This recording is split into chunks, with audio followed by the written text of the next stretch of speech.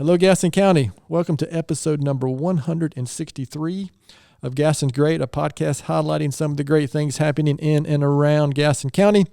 I'm your host, Stephen Long, and we're coming to you once again from the intergalactic headquarters of GSM Services right here in, normally say in downtown Gastonia, but I'm not sure that matches with intergalactic, but we are going with the Space Force today. We have another great guest today. I'm very happy to have Jimmy McCallister on the podcast, who is a Maxwell certified speaker, coach, and trainer, and also a fellow Rotarian of mine. So we have a little bit of history and connections with Western Carolina, old neighborhood, multiple things. So I'm looking forward to hearing about his leadership and community journey. So Jimmy, it's great to have you on, and welcome to the podcast. Well, thank you. I'm really honored and humbled to be here at the intergalactic headquarters. Yeah, that's called special. on a number of world headquarters of these large retailers that I served over the years and companies I dealt with, but my first venture into the intergalactic. Yeah, I hope this doesn't put us in orbit or anything, you know.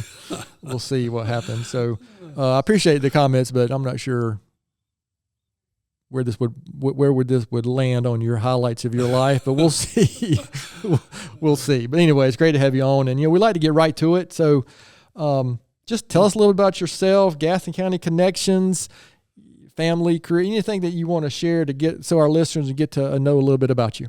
Well, I moved to Gastonia in 2016 from Davidson, North Carolina, and at the time, we were tugged this way because our second grandchild had been born. And yep. I lived in Belmont. My wife was from Shelby, and it was one of those situations where we got tired of driving between Davidson and Belmont. Sure. So been here since 2016. But I grew up actually in a small town in West Virginia, Canova, West Virginia, and the pronunciation Canova. It's where Kentucky, Ohio, and West Virginia meet on the Ohio River. Okay. Just a fun fact: at one point in time, more bituminous coal. Oh wow! Yeah. Was shipped through that small town, loaded on barges on the Ohio River. A lot of transportation, railroad town, both the Chesapeake and Ohio and the Norfolk Western. A lot of history there. Sure. I was fortunate enough. It was a great place to grow up. I grew up in a great church, had just phenomenal parents and three siblings. But I grew up, one of my high school very best friends, a guy I graduated with, a guy named Michael W. Smith, who's a very well-known Christian singer. He was a trailblazer there. One of my other teammates in high school was a guy named Donnie Robinson, who played with the 79 World Series champion Pirates. I was just with him a couple weeks ago. And then lastly, a guy who's really known for leadership these days, a guy named Brad Smith, who was CEO of Intuit, was one of my younger brother's good friends. Brad's come back to Marshall University, where he's serving as president and is just doing so much for that community and for rural Appalachia. So it's just a great place to grow up. I was very fortunate that God gave me a few gifts. I was an athlete in high school and was lucky enough to earn a basketball scholarship to Western Carolina. Cullowhee. In Cullowhee, the metropolis. Listen, we love Silva and Cullowhee. As I mentioned, my son graduated from there a few years ago, and we love. Matter of fact, my wife and I have gone back a couple of times since he graduated, just for a weekend. We love that area. Yeah, it's special. As a matter of fact, I'm going to be getting together with some of my old teammates in about a month. We're going to have a basketball reunion up there. But it's interesting. I tell people 2 of the first teammates I ever met at Western were from Gastonia. Oh, you got to be kidding. A guy named Bubba Wilson, who actually Bubba played in the NBA, was probably the best player I ever played with in my high school and college career. And then a guy named Willie Hamilton. Willie's brother, Leonard, has just retired. Oh, yeah, Florida State. At Florida State. And a Gaston College guy. Yeah, he was back in the day, yeah. And another guy that played on our team was from Mount Holly, a guy named Zip Stowe, who Zip just retired as Parks and Rec manager over in Belmont. So I kind of knew Gastonia early on, and then as I got into some of my classes, some of my business classes, I met a ton of people from Gastonia. I thought I coined the phrase, it was Hunter Huss West. And I've connected with some of these guys. Jeff Haney's a guy that I knew up there for 3 years, a lot of my business classes together. He's a pilot. He's still flying for a private company, and he and his wife are someone I've reconnected with at church. But just great memories. You're not going to believe this. Of Western. Jeff and I are cousins. Really? Yep. Yes. Hey, I mean, it's distant down the road, but yeah. Yeah. Yep. But Jeff was an old hooper at Hunter Huss, and there was 6 or 7 guys that I got pretty close with up there. It was pretty neat, and it was a great time to go to Western from an athletic standpoint. We had joined the Southern Conference with Marshall and UT Chattanooga. We had some great coaches in that league. Bobby Crimmins was at App. Les Robinson was at the Citadel. Yeah. I just really from Division I, Year 1, my freshman year to my senior year, I just played with a lot of great teammates. What position did you play, if you don't mind me asking? I was a shooting guard. Okay. Yeah. I could handle it a little bit, but pre 3-pointer days in college, it was. Right? However, interesting fact, my senior year, I played with a guy that was a freshman. His name was Ronnie Carr. And Dr. Ronnie was the guy in 1980, the fall of 1980. The Southern Conference experimented with the three-point line. Okay. For the first time. Ronnie made the first collegiate three-point goal. And he was an amazing player. Yeah. And he has his own story, but I just always say, man, I was a year too late, right? But no, we played an up-tempo, fast-paced game, and I just loved my time there. Academically, too, I found myself. I always thought I was going to be an accounting major, and then I found out that when I got into intermediate accounting, a lot of time required for homework, and I opted for marketing. But I had some great professors, and Western being where it is attracted a lot of people back in the day that were retiring, and they still wanted to work and give back. And I just know I had 3 or 4 professors that had come from pretty impressive backgrounds. One of them was Patsy Scott. And she was in charge of the marketing over there. And Patsy, I just always remember her 4 P's of marketing, product, place, promotion, and price. And, we don't lead with price when we're in the sales and marketing world, right? We're selling outcomes. And that was something that just really resonated with me early on. And I just, I'm thankful for that time at Western. But, getting introduced to North Carolina, man, there were things I didn't know existed. Being from West Virginia, I wasn't north of the Mason-Dixon line, but at the same time, I didn't know what grits with eggs were. I didn't know that NASCAR was a lead story on sports every night. Right? Around here it is, yeah. Maybe not as much as it used to be, but wrestling was a real sport. Okay, right? Maybe. There was just always some of these unique things about North Carolina, and then I was introduced to Sundrop and cherry wine. I didn't know that was a Gaston County thing, but I kind of liked Sundrop, and man, pair that with a moon pie, and, that's gourmet food. That's right? legit Southern right there. That is. So just some really good memories of Western, and I had again just a great time. Accomplished quite a bit. I was proud. We went D1 that freshman year. By my senior year, we were 17-10, like second or third in the conference. And I felt like I was part of the crew that really transitioned to add a captain my senior year with a couple of my close friends, and who still remain friends. But I guess my biggest accomplishment, though, is I married very well. And I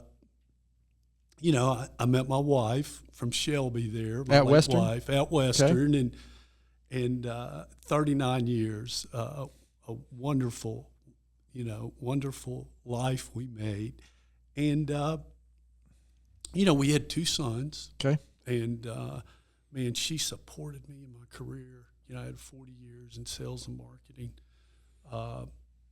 we moved from coast to coast. I was with Valvoline. We were in L.A. and we loved it. Yeah, it's a little different maybe than West Virginia and North Carolina. Yeah, and then we were in Chicago and Pittsburgh and even in Philadelphia. So Pittsburgh would have been close to home, right? Yeah, it was. It was just up the river. So we, I had all these opportunities. I'm thankful for that. And, I worked for some great companies. And then I served the world's largest retailers. I was in consumer packaged goods business. Okay. I sold everything and marketed everything from motor oil to shovels and rakes and non-powered outdoor lawn equipment to lighting. Now, my wife always questioned why I was in the lighting business. She's like, how in the world are you selling home decor products? But I was proof that, your skill sets are transferable. Oh, sure. And so, we had this wonderful life, and I was just so thankful that, she was there to support me every step of the way, for sure.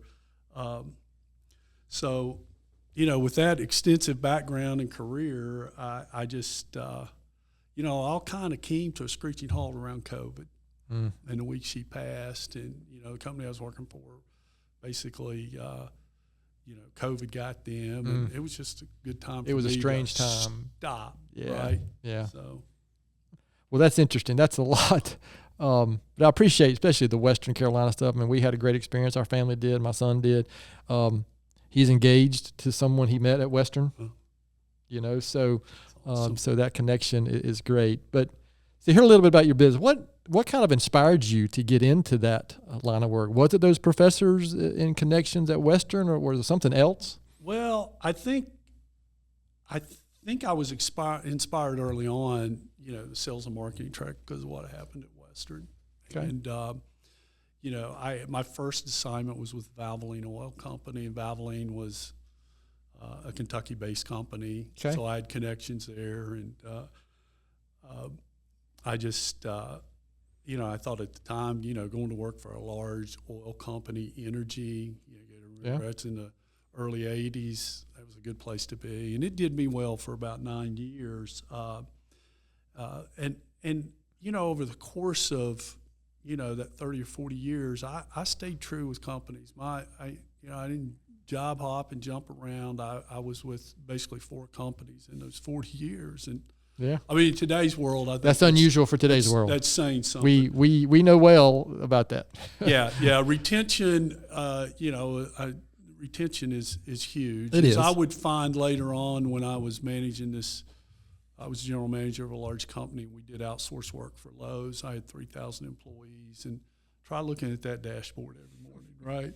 See who shows up for work, and just retaining people was a big part of it. Again, your leadership is so important. It's to creating the right environment, in terms of retention. And you've got to invest in people. Sure. Right? So, that better than anyone here, what you've done at GSM. But what really, in this phase of my life, I'm calling it my 2.0, right? This phase of my life, I was just motivated to, how can I use my experience to give back? Right, and to make a difference in the life of others. And I really struggled for a while with that after my wife passed. Is what's next for me? What's my new why? Really, what's my purpose? And so, about a year ago, I became certified with the Maxwell organization, and now it's like how can I serve others? How can I serve businesses? How can I serve? I've got this history with athletic teams. I'll talk a little bit about that in a minute. And then, my faith is a strong part of my life. And how can I share that and just make a difference in the life of others?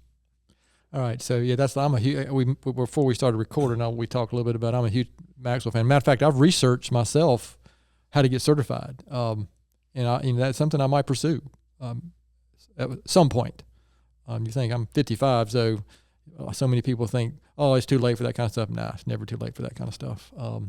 It's never too late. I love the question, what's next? Matter of fact, that's our theme here at 2025 at GSM, is we have a theme each year, and what's next happens to be this year. And I love that question. No matter what's going on, what's next? Or So what, you mentioned this 2.0 getting into leadership. How have you taken your own experiences, leadership lessons that you've learned? I used to think, I'm going to learn everything I need to know about business in college and then blah, blah, and unfortunately, like most people, I think it's most people, you learn a lot of these lessons the hard way, right?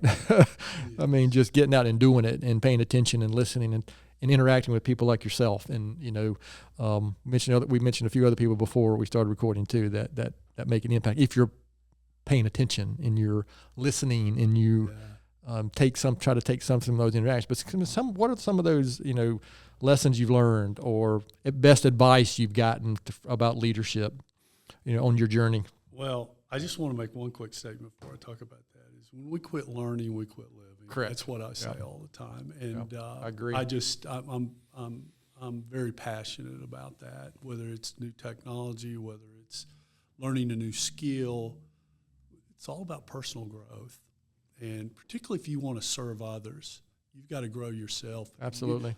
You have to lead yourself first, right? But on my website at jmacellevates.com, I have a John Maxwell saying on that first page: everything rises and falls on leadership.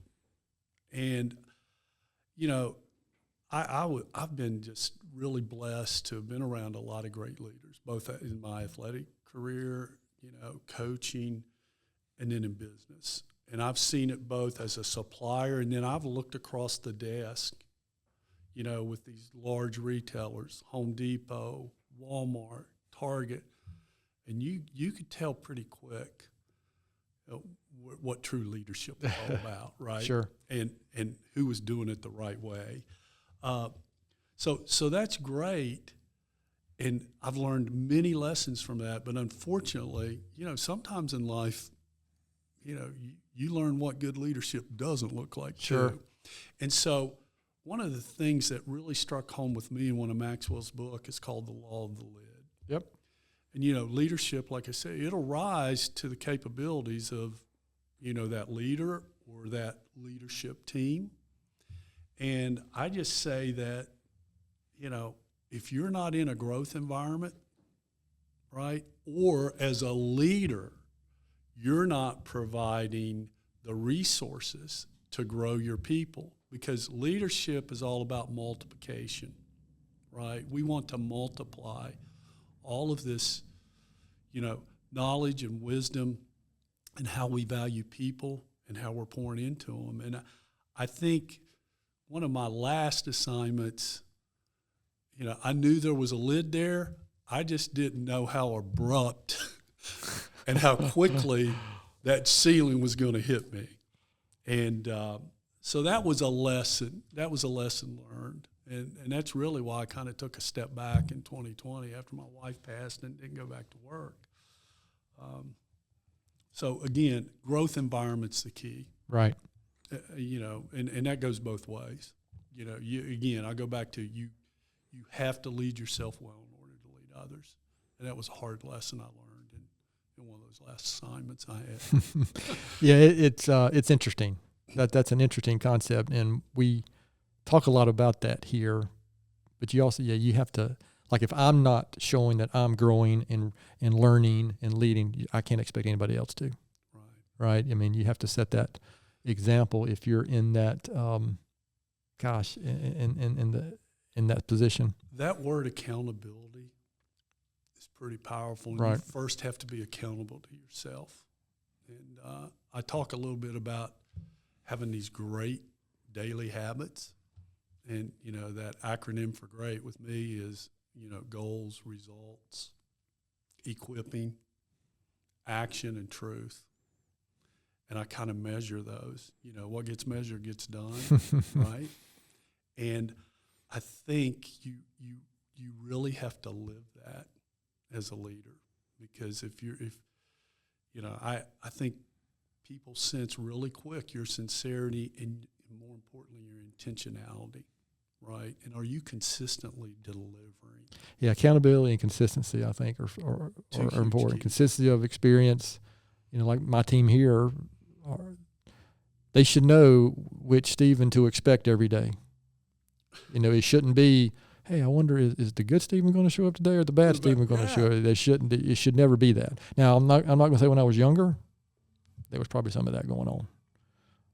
But I try to be really, another word I like is being intentional about these interactions and just intentional about what you're doing and what you're trying to accomplish on a day-to-day basis. But it's a great point. I mean, you're right on. It's interesting too. I don't know if this was your experience too. When I was younger, my view of what leadership is a lot different now than what I thought it was when I was 25 or whatever. It's so because the images I had, the experiences I had, I just it was always, I don't know, the guy out front cracking the whip, and the military leader always came to mind, which is good and bad. I mean, every organization has good and bad leaders, right? But that was just my image when I was younger, right? It wasn't about your own accountability, listening, helping other leaders grow. It was not about that, at least in my personal view when I was young. I think that's a great point because, coming up when I did, I think this hierarchical, if they say it, it must be, it must be true. And felt like it was I more need to follow. I need to be a good follower, right? I need to be a good listener, and here's the mission. And a lot of times we get the mission without the, without the have why. A plan, but not a strategy, right? Yeah. Like what's the big picture? And I think leadership has evolved. I think, there's that word servant leader. And I think a lot of people, unfortunately, I think they do a couple nice things. They think they're a servant leader, but it comes back to what we said. It's that consistency day in and day out and how you show up. And the other thing I've learned recently is, and I think I did this in my career at some points, but like in my younger self, not always, is like you've got to meet people where they are. Sure. Okay? And you've got to clearly communicate the expectations. And I think today we just rely a lot. We rely a lot on not necessarily face-to-face. We rely upon, we were talking earlier about, before we got on, about devices. And you can't hide behind a device. No, you can't. If you want to be that real leader. So I tell you, the other thing is, as a young leader, I think once I finally kind of got over myself and humbled myself a little bit, That's when a good I was phrase, challenged, because, look, leaders need to be challenged too. Oh, sure. In a respectful manner. But that's how you earn respect, I think. And well, I believe good leaders will accept that too. Exactly. Absolutely. So you mentioned you used the phrase servant leadership earlier, and I like that concept. But I'm also a big fan of, I don't know if you know Pat Lencioni, who he is. I've heard that name. Well, he's somebody else I follow. He's got a great podcast, but he's a business leadership guy. He's written a couple of great books, like The 5 Dysfunctions of a Team is one of them, The Motive. But anyway, when he talks about servant leadership, he doesn't like that phrase because there's no other type of good leadership, right? Well, you shouldn't have to use the word servant because good leaders are always servant leaders, and so that gives you the impression that there's some other type of good leader when we use that phrase. I just thought that was an interesting concept when I've heard him talk about that. Of course, we're talking about faith. I'm a Christian also, and so we believe who the best servant leader ever was as well. So that's another place you can go study that. Well, I was going to mention that because Maxwell a year ago, he has a great book called High Road Leadership, and I've taught from that book. Yep, I've read that myself. But he did like a 2.0 on it, and it's Jesus, the High Road Leader. Yeah, I haven't read it, but I've seen it, and I've shared it with a couple people. And it's just a great read because he was the greatest leader ever, right? And being a person of faith, I use that quite a bit. And a lot of times if we'll just ask our, and I realize there's some people listening may not, they might not be of our faith. But absolutely. Yeah. For those that are, I think, and Maxwell said this well, is do what Jesus did. Not what would he do, but what he did. And when you think about decisions you're having to make, and really, if I could talk to my younger self, I would have relied upon my faith a lot more in my business career. That's what I'd tell my 20-year-old self. Yeah, that's funny. That's good. Because I think for many years I was a sideline Christian. Yeah. You know, I believed in Jesus, but like I did not. Yeah, when I was young, it has no place in business. Yeah, right. But all of Maxwell's leadership, yeah, this is what I love about it, is biblically based. And, you know, he was a pastor for years. Then he took it to a secular world. Yeah. And so it's the greatest example ever. And I truly believe that. I think that's a good segue, kind of, you know, leadership. And I know we've already touched on community, but you know, what role, so to speak, does community play in this journey you're on, in your work, your mission? You know, I mentioned we're fellow Rotarians, and, you know, so organizations like Rotary. How does all that tie in together? Well, I just think, you know, if you want to feel better about yourself, go do something for someone that maybe can't repay you or reciprocate. And I feel very strongly about that. My dad set a great example for me. He served on city council. He went to the Huntington City Mission and taught once a week. You know, he was involved in just a number of civic organizations. So I had a good example. But, you know, I always go back to, you know, if you want to make a difference in the life of someone, just go do something with your time. It doesn't take money. But there's a great story my high school coach always told about Hattie Mae Wyatt, young girl in Philadelphia back in the 1800s, who overheard her minister at the Grace Baptist Church in North Philly. I lived in Philly, so I know where it's at. Heard him say that, you know, the church just didn't have room for everyone, particularly children. They just, their Sunday school rooms weren't large enough, and they really needed to build a larger church. And anyway, little Hattie died about 2 years later. Her mother found underneath her pillow an envelope with 57 cents in it and a note that said, "This is to build a larger church." And I can still see my high school coach, who was a gruff guy and would grab your face mask in a New York Minute, almost to the point of tears, telling the story, because what that minister did, Russell Conwell, is he took those 57 cents, turned it into 57 pennies. He created the Wyatt Foundation. That 57 cents went on to raise enough money for them to buy this large home, which eventually became Temple University in Philadelphia. And it's all about the multiplication. And we think, oh, well, I can't give that $100 donation, so I'm just not going to give. Well, you know, give what's on your heart and what you can afford, and give your time. And I just think that's a good example of, you know, being involved in your community, wherever you're at.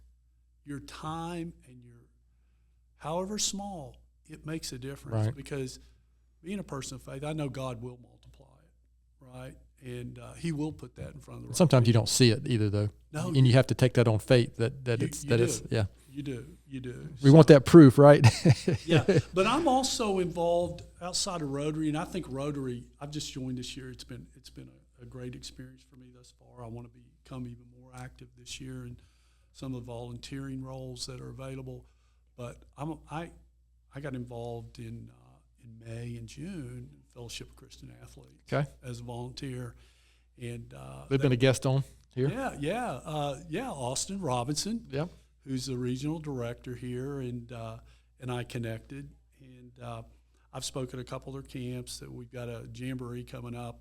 They're having one this weekend at Bessemer City, here in Gaston County, and then at Stuart Kramer in a couple of weeks. I'm going to speak to all the teams there as well, and you know, it's just my way to give back and you know, give that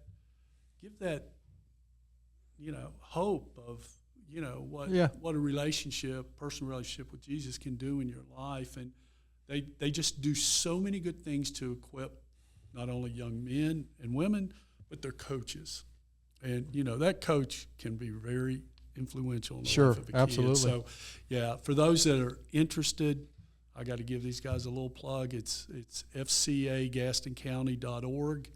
And, if you want to get involved, again, doesn't have to be monetary. It Sure. can be volunteer time, just mentoring a kid.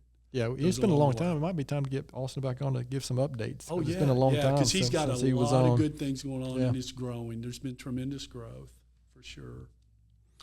So, kind of staying on the same line, but does anything jump out at you when you think over time, excuse me, something that stands out you're most proud of professionally, community service-wise, just anything that stands out in your mind? I just think a couple things. One, I know that, I say this humbly. I've been able to have incredible relationships with some of the people that work with me. I'm not going to say for me, that worked with me. I had this national account manager one time when I was vice president of sales at Ames True Temper, and when I left that company, I told him, it's one of the best days of my life because you and I truly can be friends now in a good way, and we still have that friendship. But I would just say growing and multiplying my influence with, throughout my business career. Right. That's been rewarding because when you've made a difference in someone's life, that's huge. But from a volunteer standpoint, I had the opportunity.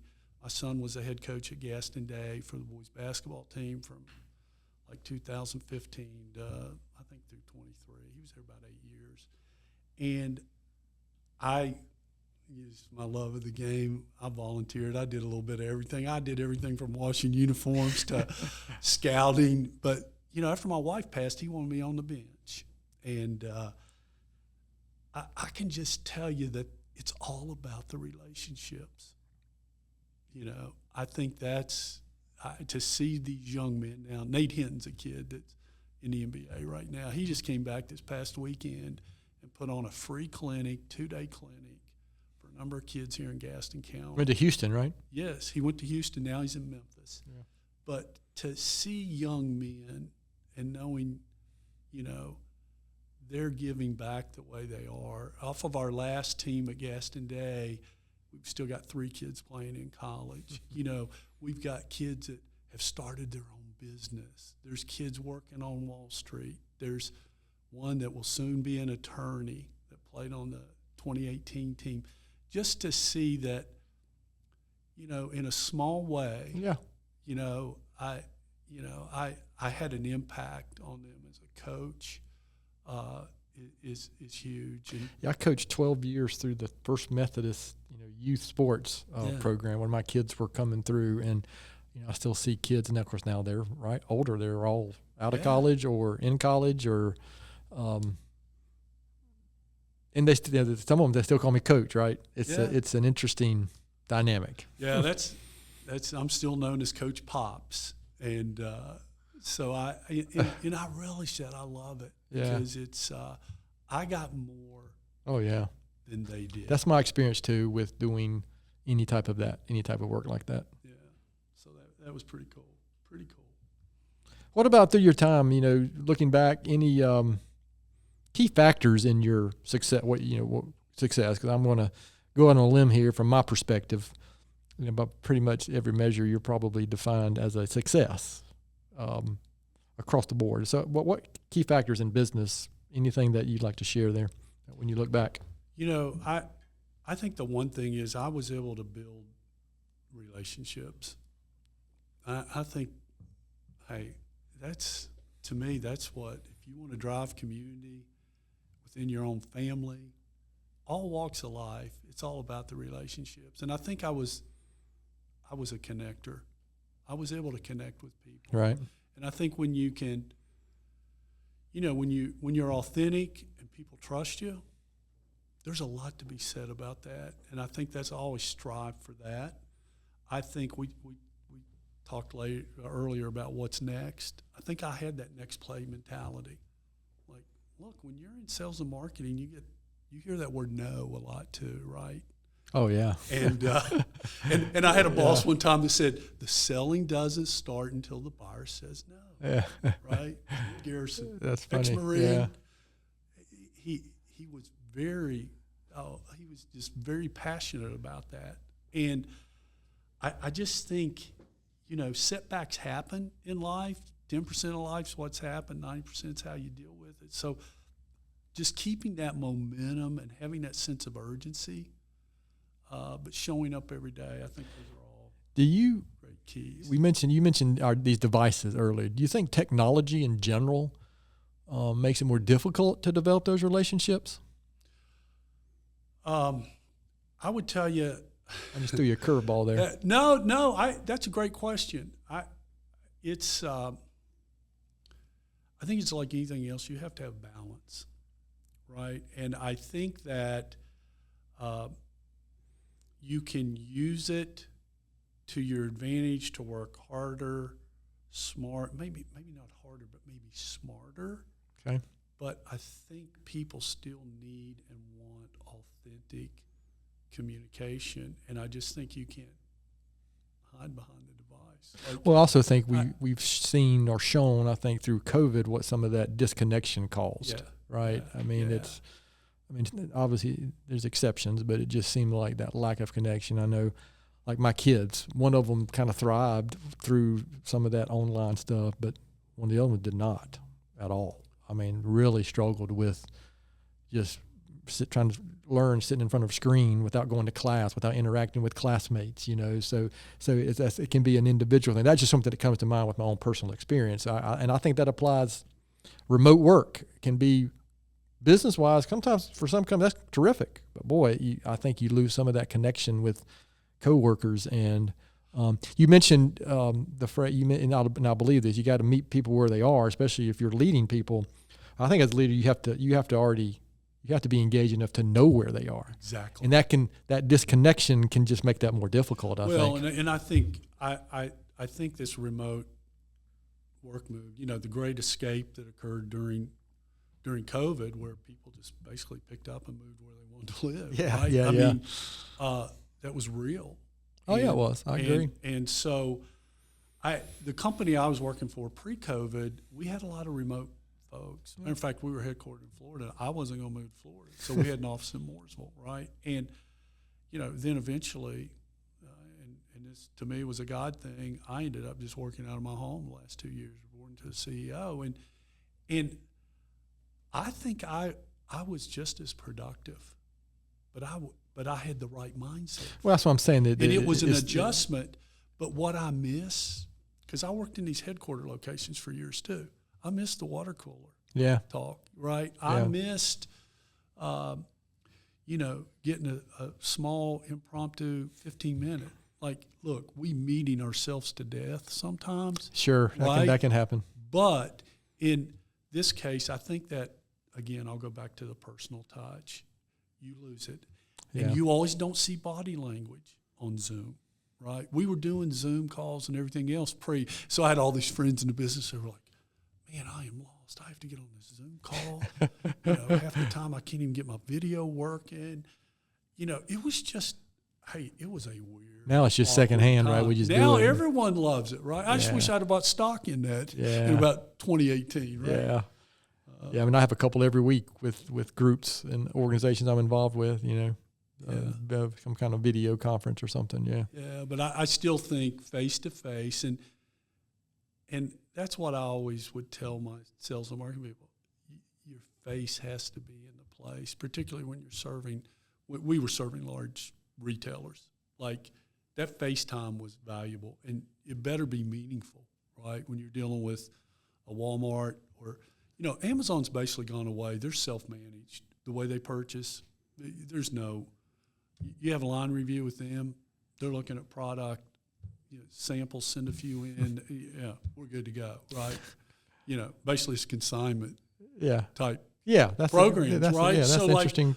So that's changed. And where did this wall go, I don't know, but still the Targets and Depots and Lowe's, some of those, major mass retailers where I spent, a ton of time, it's still about authentic face-to-face relationships, which means you better be prepared, better be bringing the value, right? What's your +1 today? Yeah. What am I taking that no one else has? How am I differentiating myself? All those things still are, I think, are very important, and I think will continue to be important. But we have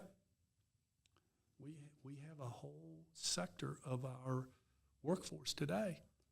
They only know one way, and it's behind the device. That's correct. Yeah. Yeah. So that's interesting. It's just, So I think there's going to be a need for that leadership. yeah.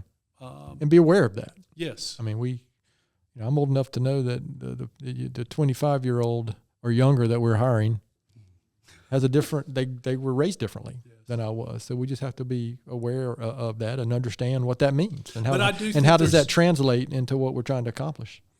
Pardon me. I do think that technology, I've embraced technology. Okay. There's certain messaging things. I use AI. I think we talked a little bit before we got started. AI has incredible capabilities, but look, it's all about the input.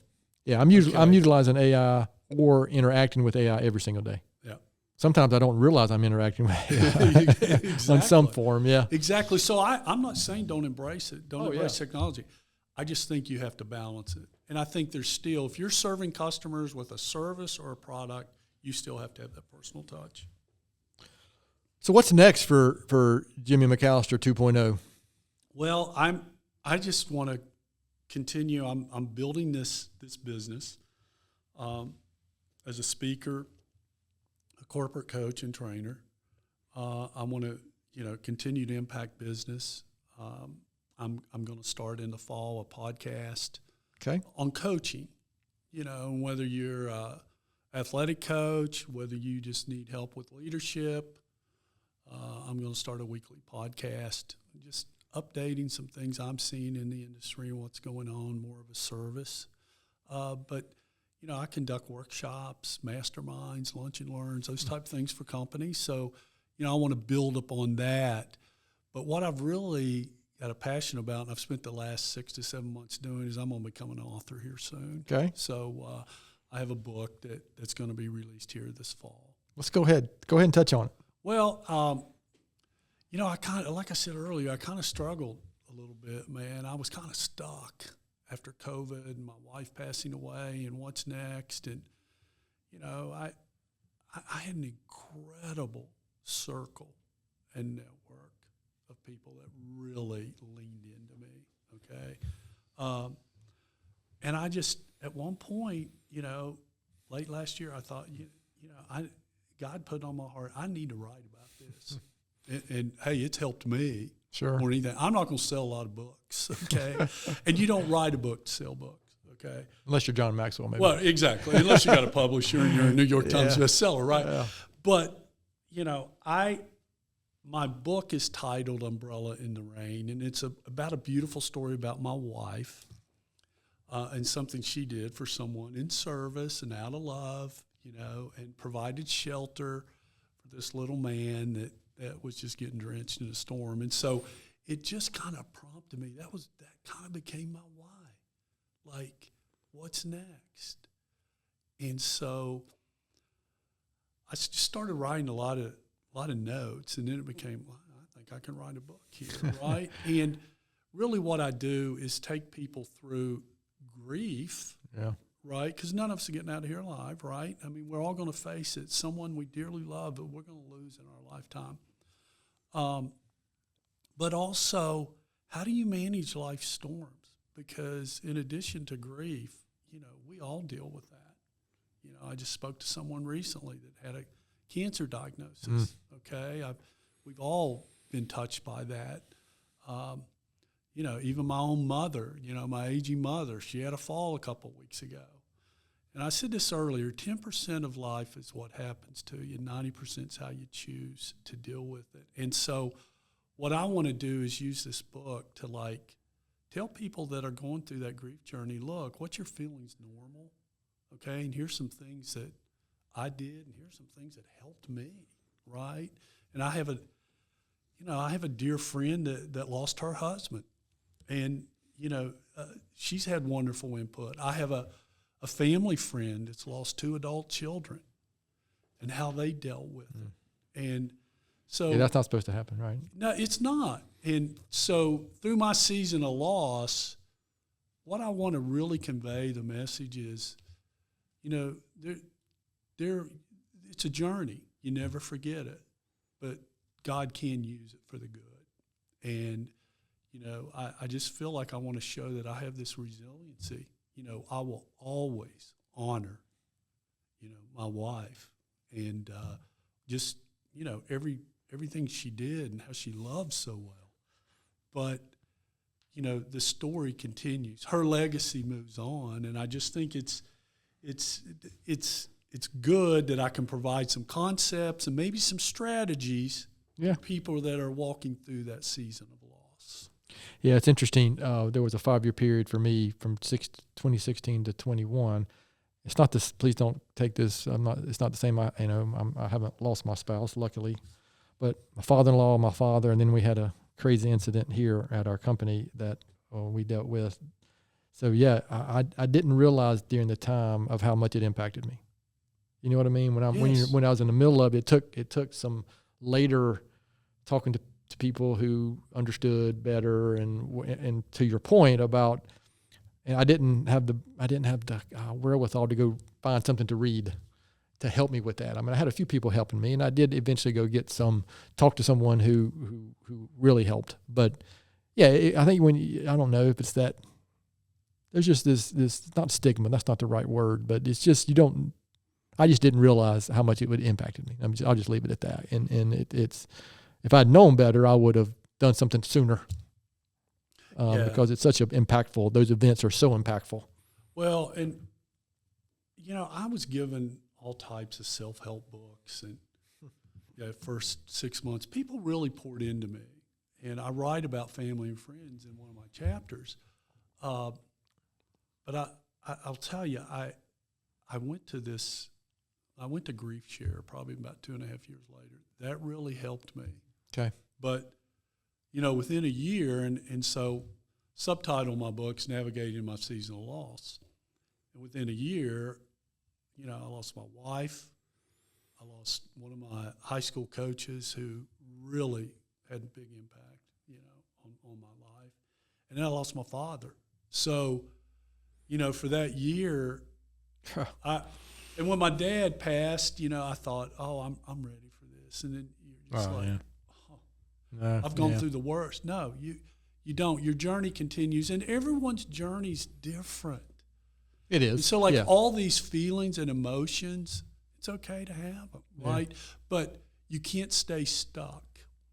And that's what I think will resonate with the readers once I finish this, is you can move forward, okay? You don't forget, you move forward with grace and God's mercy in my case. So we're going to put you on the spot. Okay. Or maybe a better thing is to put you on the clock. Do you have a time frame that you're hoping to get this finished? Are you self-publishing, or I will have it published in Kindle form on Amazon October 1st. Okay. I will, and then I'm going to self-publish, and I'm still finalizing that plan. Yeah. I don't want to give it all to Amazon. That's quick. I don't want to give it all to Amazon. No, I feel pretty good. That's just under 2 months. Well, and I feel pretty good about it because, hey, look, for every 1,000 people start a book, only 6 of them finish. Yeah, I'm not surprised. And that's tough. And then I listened to I was on a Maxwell call yesterday, and this financial person was on there who just finished a book. It was 3 years. And so I feel pretbe good about it. And it's been a season of my life, and it's helped me heal too. Yeah. It really has. And so, I'll be more than happy to come back and talk a little bit about that. All right. We would love to do that sometime. So appreciate you touching on all that, Jimmy. And, obviously you take the time to come on and talk to us. We want to give you the opportunity to share that kind of stuff. So a few more questions, and we'll finish this episode up. I know you've got, we both got to, well, I'll let that go. Sorry. I'm getting ready to say some smart-aleck comment, but I won't do that about time. Remember, this is a podcast about Gaston County, so we try to share. And you've been here long enough now to be answer this question. So, from your perspective, why would you say that Gaston County in general in the area is such a great place? Well, we talked a lot about community, and I think there's just a strong foundation here, community-wise. In a lot of cases, my younger son and a couple of his friends, we'd always always say Gaston County, man, we feel like we're back in Parkersburg, West Virginia, or Huntington, West Virginia, these communities. And, they do have some similarities. You went through the tough times, textiles, moved out. We went through the tough times. My dad was a steel worker. The company he worked for is still in business, but you can go up and down the High River, and all these plants have been mothballed, right? So some similarities there too, right? But I think the big thing is, the backbone of this community and a lot of the communities I lived in West Virginia, the two I lived in, were, small business. And I just think, my wife, we moved to Davidson in 2003, and we lived up there in River Run, and my wife was like, Jimmy, I don't feel like I've moved back to North Carolina, right? And, and it spoke to the region. There was a lot of transit people moving in and whatnot. And our very best friends, they're not native North Carolinians, but, we loved them, okay? But might not be Shelby. No, we moved to Gastonia, and we really felt like we were back in North Carolina. And I just think there's something to be said about the work ethic here. There's a strong work ethic, small business rules, a lot of successful long-term GSMs of the world here in Gaston County. And I think what really, to me, the bypass around Shelby is going to be completed soon. I just think things are going to start moving west here. And there's still a lot of dirt being dug here. Oh, yeah. And I always tell my friends, like the whole time I was living in Davidson for 13 years, I was like, man, they just keep turning dirt. And I see that here. And actually, I'm living in Belmont now. And Belmont reminds me a lot of Davidson when I first moved That's to probably North Carolina. fair. That's probably fair. Yeah. And, a lot of repurposed buildings, things going on downtown there. I live right downtown, and I love it. There's that sense of community. And then I think what really makes Gaston County unique is all these other small towns within the county. Sure. That's a little unique. Yeah, that is. And so I think that's pretty cool. We're going to get into some of these questions I would really like that we like to finish up with. And you may have touched on some of these a little bit already, but one of my favorites is, knowing what you know now. Jimmy, what advice would you give your 20-year-old self? Well, I mentioned earlier. I think, you did, yeah. I think balance is a good thing, okay? I would find a little more balance between my work life and my family life. You don't get that. I did everything I could, and thank goodness I was in a position for most of my career where I could somewhat dictate my schedule. So, being at school activities and things for my sons were pretty important. So, but, I was gone a lot too. And I say that more for my wife, right? She was in charge, right? So she was running that household many times. And, I get that when I get home, sometimes the boys would be like, hey, Dad, can we talk?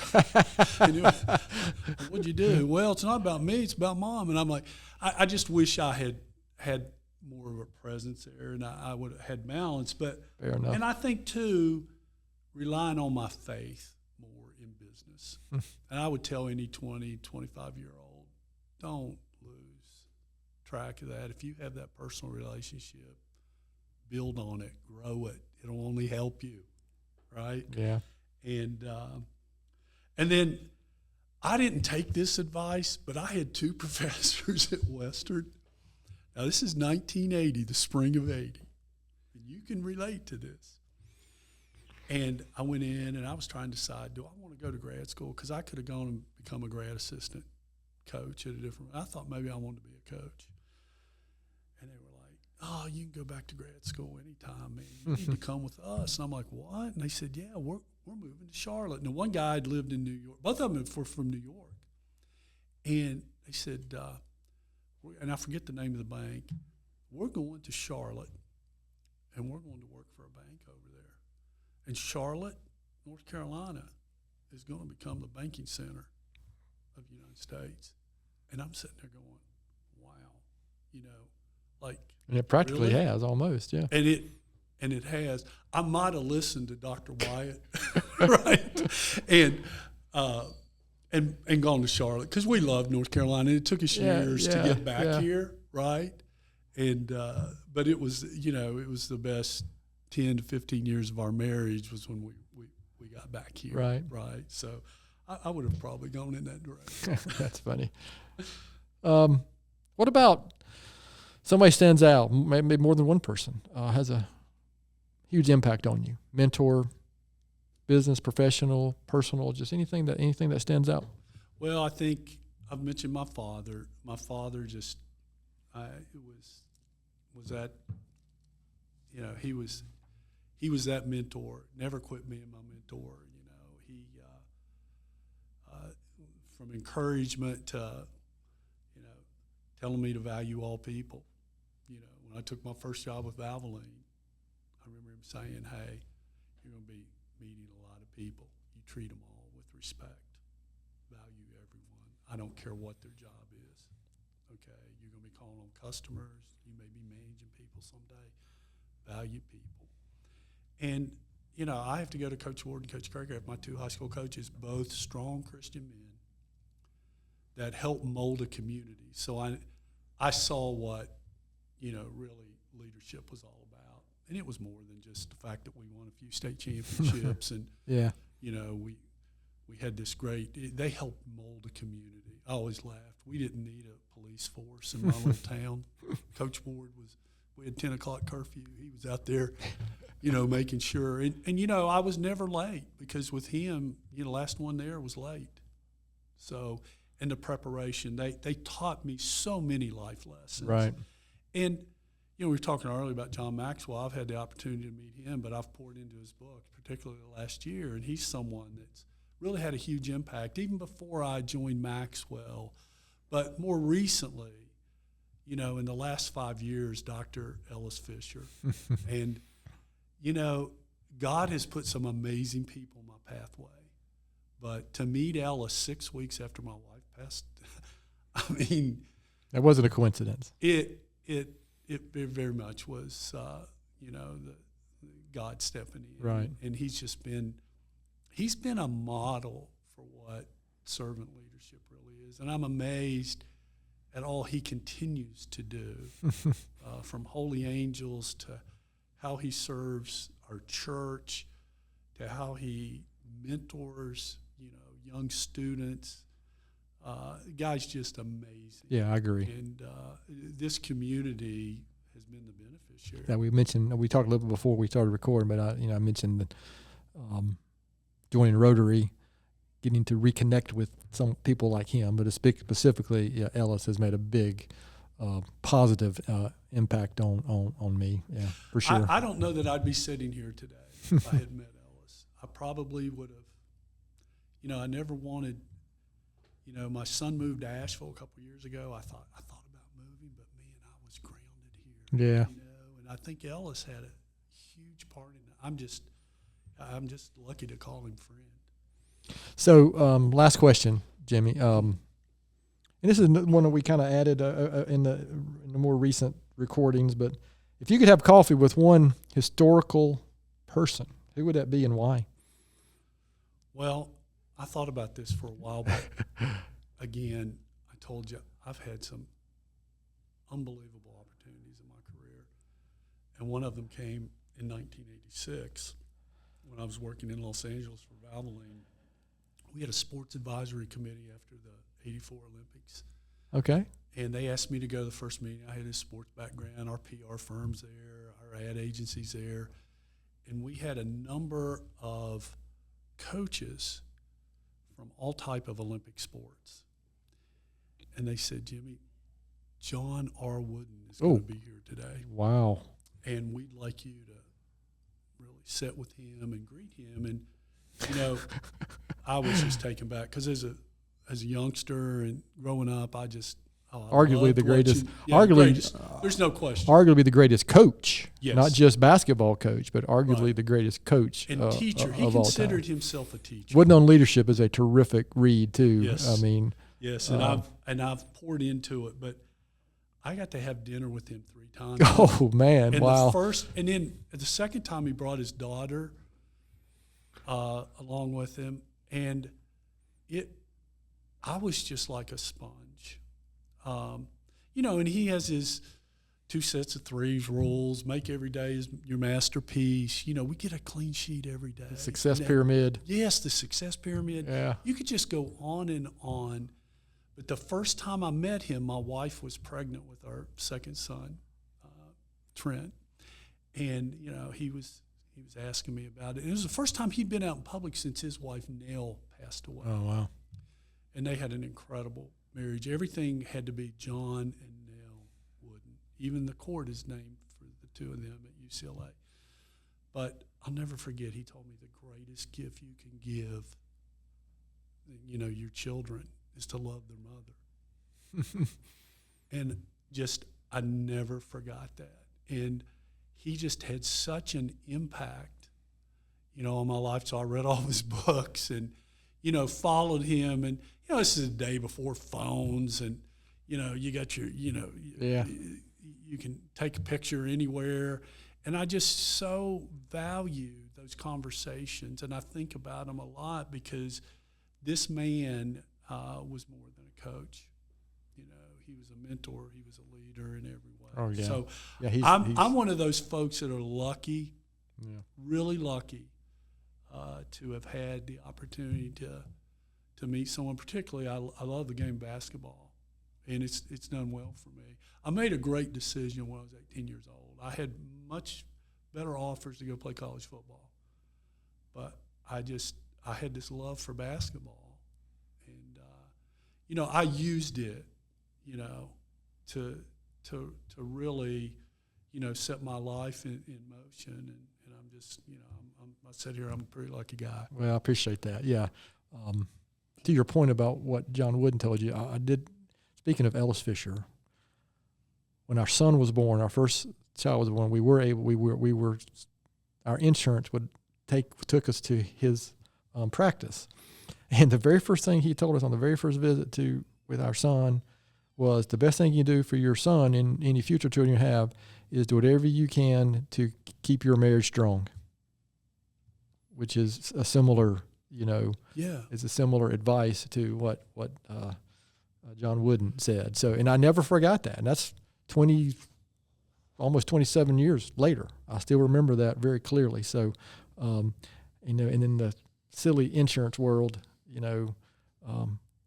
we ended up having to go to a different pediatrician with our kids because of insurance. I just, that drives me thinking back. I know.